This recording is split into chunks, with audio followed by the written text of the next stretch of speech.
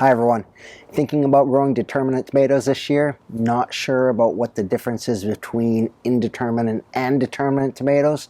Well, this week that's what we're going to talk about. Stick around. We're going to pot up some of these determinate tomatoes, talk about the difference between these and indeterminate, and I'm going to give you 5 reasons why you should be growing determinate tomatoes in your garden this year. First things first, a quick definition of the difference between determinate versus indeterminate tomato plants for you new gardeners. It's pretty much just like it sounds. An indeterminate tomato plant is going to grow to an indeterminate size. It will continue to grow and grow and grow all season long. And as long as the weather is acceptable and the plant has enough nutrients and disease hasn't taken that plant, it will sprawl all over the place and produce fruits during that whole time, or produce tomatoes during that whole time. It's indeterminate. It grows to an indeterminate size. A determinate plant's the opposite. It grows to a predetermined size. It then sets all its fruits in about a 1 to 2 week period, and then it dies. And that's the difference between determinate and indeterminate tomato plants. Well, now that we've got the definition out of the way, let's talk about reasons why you should be growing determinate tomato plants in your garden this year. Number one is it's much less work. An indeterminate tomato plant, we have to prepare some sort of trellising system for it, whether it just be trellis netting, or we do them on the method where we drop a string in a hole and we keep attaching the main stem to that string. We've got to keep pruning these things all season long, or they just get completely out of control and take over your garden.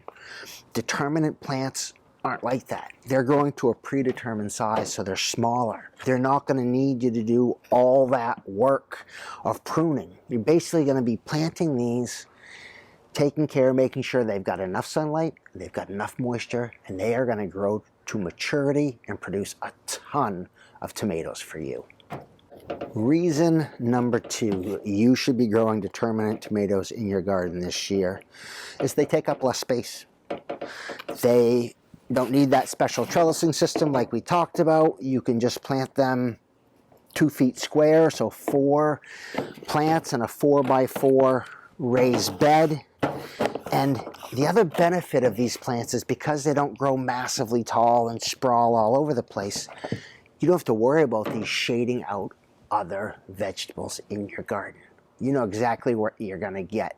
Without any work, you're going to get a plant that's about 2 feet tall and 1.5 feet to 2 feet wide. Reason number 3 to grow determinate tomatoes in your garden is they have a shorter growing season. That's right, they're going to, rather than continue to grow all season long and sprawl all over your garden, they're going to grow to a predetermined size. They're going to set all of their fruit in 1 to 2 weeks, and they're going to finish. That's a benefit for a couple of reasons, but number 1 is all your work is pretty much concentrated in a 1 to 2 week period as far as your harvesting goes. And the other real benefit of that is if your growing season is long enough, you can succession plant, have some replacements to go in the ground as soon as you harvest the fruits from your first set of determinate plants, and you get a second harvest in one growing season. Number 4 reason to grow determinate plants, and this is a big one. The reason why we grow gardens is to produce food for our families. And determinate tomato plants are the winner by far. They are ideal for food production.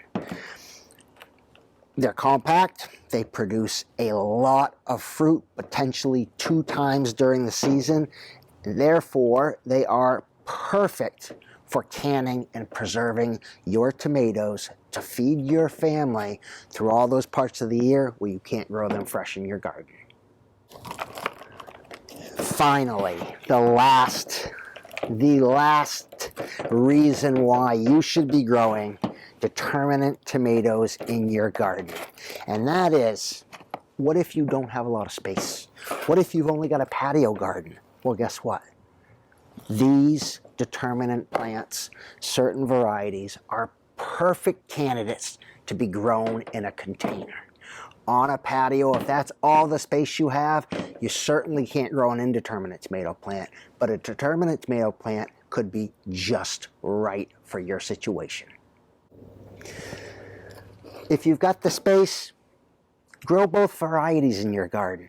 Don't fall into that trap of thinking that determinate tomato plants are where it's at 100% and there's no benefit to growing those determinate plants.